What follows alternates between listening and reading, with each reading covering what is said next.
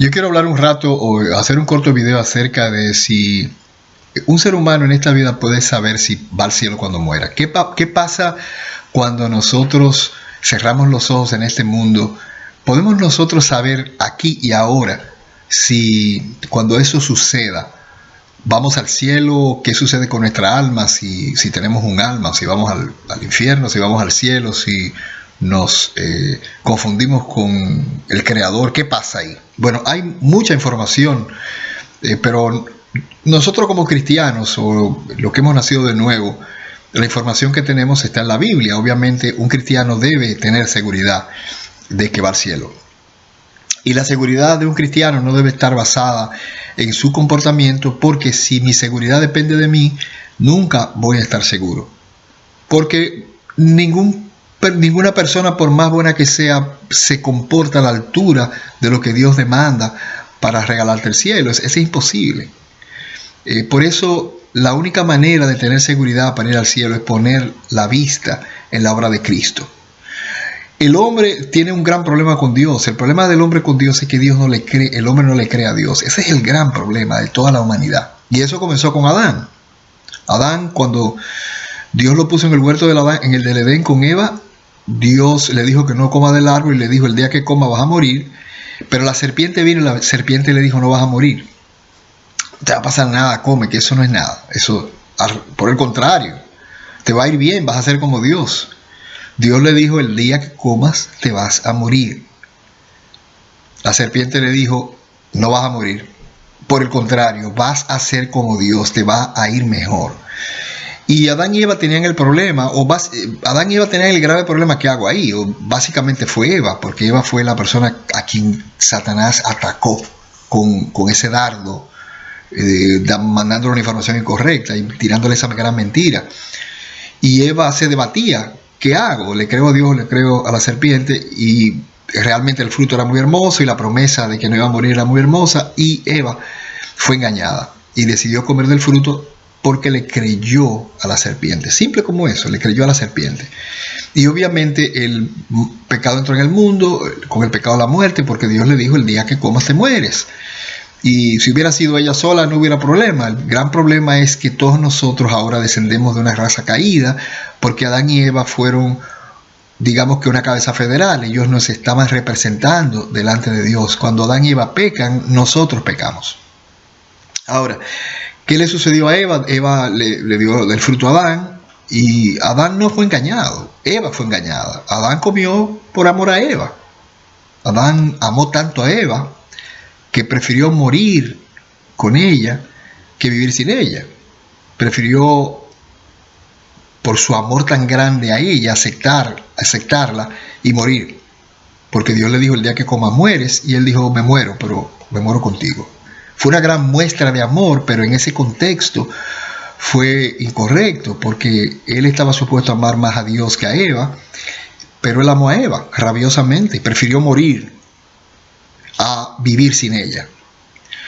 Y obviamente al comer del fruto entró el pecado en el mundo. Realmente la desobediencia de Adán por amor a Eva es una imagen de la muerte de Cristo por su iglesia. Cristo prefirió morir para estar para siempre con la iglesia que estar vivo solo.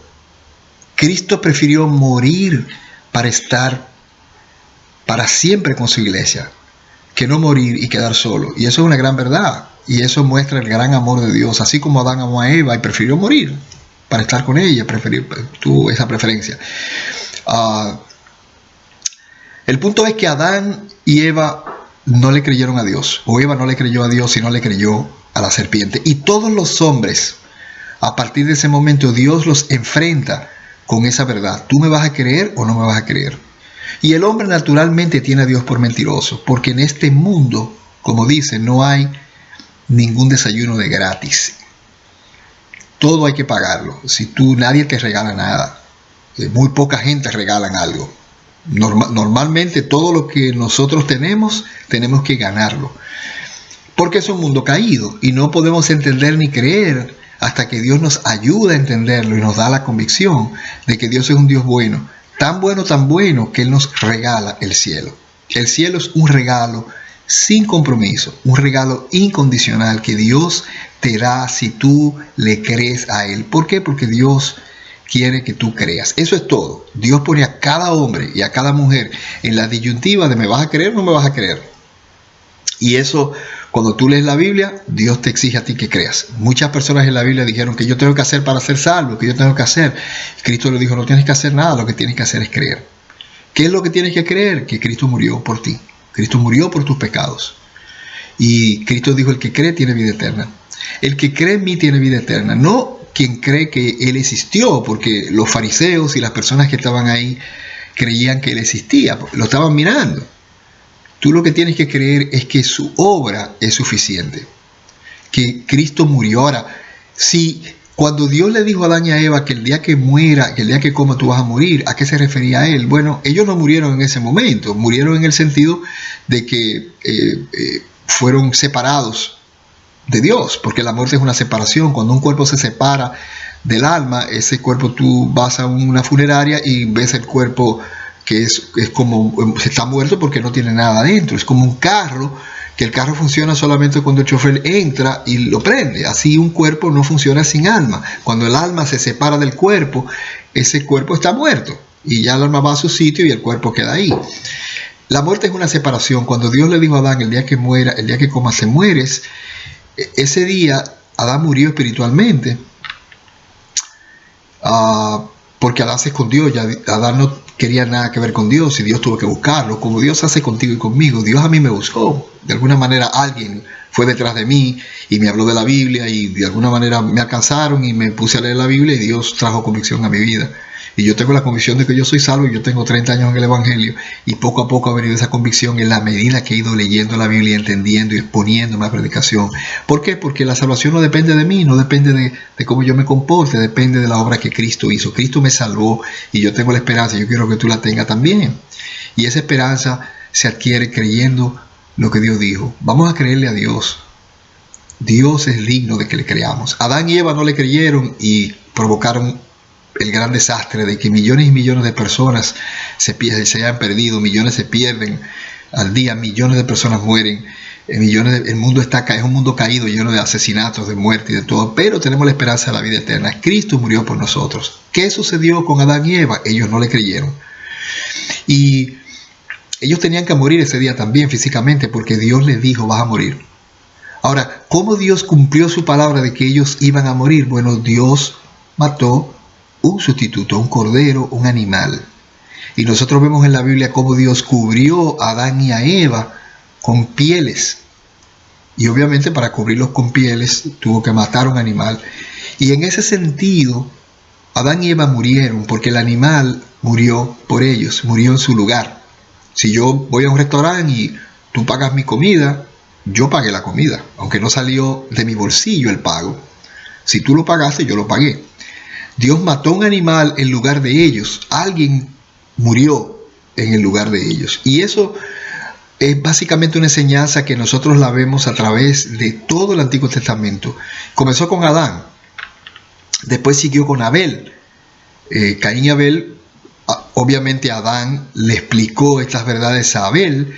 Y Abel llevaba sacrificios a Dios de animales, mientras que Caín llevaba del fruto de la tierra. Caín era un religioso, o sea, él también adoró a Dios, solo que a su manera. Dios le dijo, no, yo quiero que ustedes traigan sacrificio, tráeme un animal, mate un animal. Y eso no era agradable, era mover sangre y matar un animal que estaba gritando. Pero Dios le dijo que creyeran. Cree eso. Trae el animal, mátalo. Ese animal es tu sustituto. Caín dijo, no, yo te voy a traer un mango, un aguacate. Y Dios le dijo, no, eso no. Caín se enoja y mata a Abel. Y a partir de ahí lo vemos en el Antiguo Testamento, cómo Dios le dio instrucciones al pueblo de Israel de cómo hacer sacrificios. El sacrificio tenía que ser en el tabernáculo, en el desierto. Después hicieron un templo. Salomón hizo el templo, el hijo de David. Los sacrificios tenían que ser ahí. Y todo esto ocurrió hasta el año 70, cuando el Imperio Romano, el año 70 de nuestra era, algunos 30, 40 años luego que Cristo muere y resucita y va al cielo. Unos años después, el emperador Tito entra a Jerusalén y destruye el templo, y los sacrificios de animales paran hasta el día de hoy. Tú no tienes que matar sacrificios, animales. ¿Por qué? Porque esos sacrificios de animales representaban a Cristo.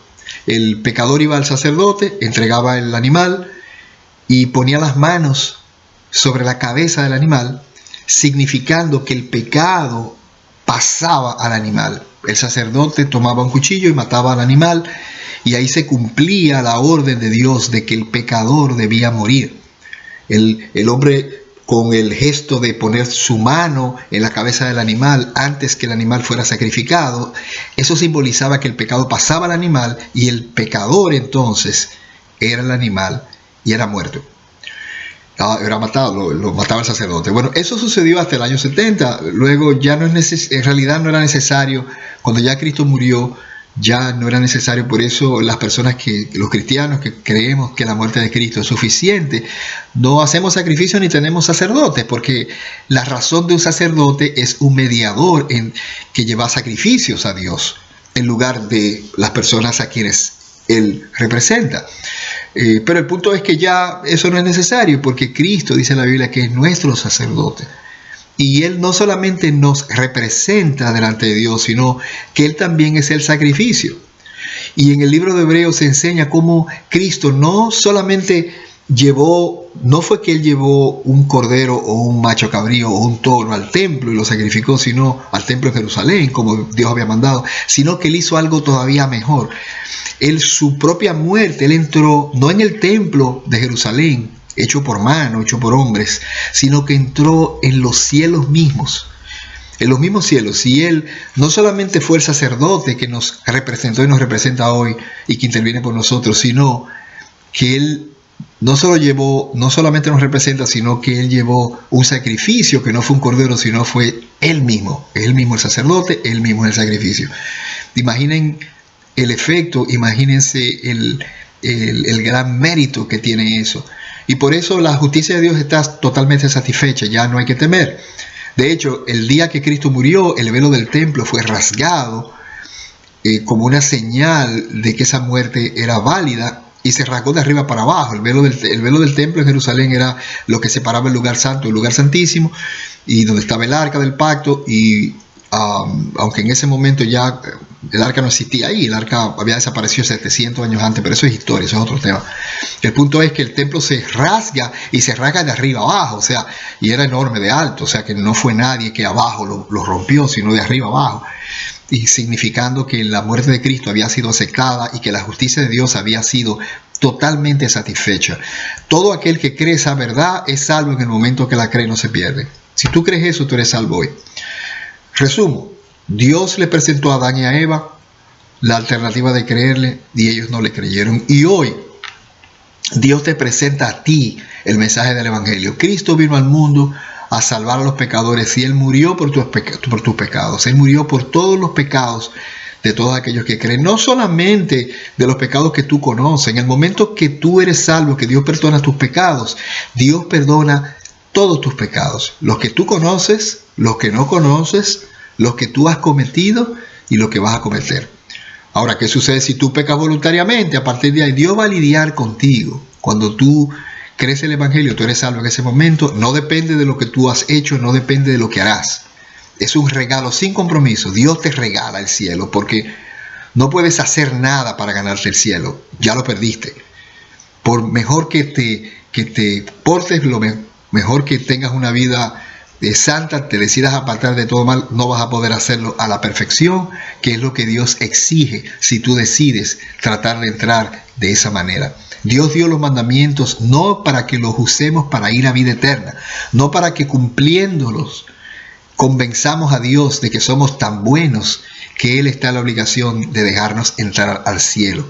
Los 10 mandamientos fueron dados para que tú sepas que no puedes cumplirlos para entrar al cielo. Precisamente para eso, para cuando tú veas que no puedes codiciar, que no puedes mentir, que no puedes adulterar, y te des cuenta que ya has hecho eso, entonces entiendas que tienes la ira de Dios sobre ti y que necesitas un Salvador porque ya pecaste. La razón de los 10 mandamientos no es para que te salves, es para que trates de vivir lo más cerca que puedas a esa regla de vida, no para salvarte, sino porque ya eres salvo. Si has creído el Evangelio, en el momento que crees tienes vida eterna, Y de ahí en adelante, trata de vivir lo mejor que tú puedas. Si tú voluntariamente persistes en pecados, Dios te va a castigar. Te va a castigar en esta vida, lo vas a pagar, vas a tener consecuencias horribles en esta vida. Pero estás seguro de que tienes la vida eterna. La salvación no se pierde, la salvación es un regalo que sucede un día en nuestra vida.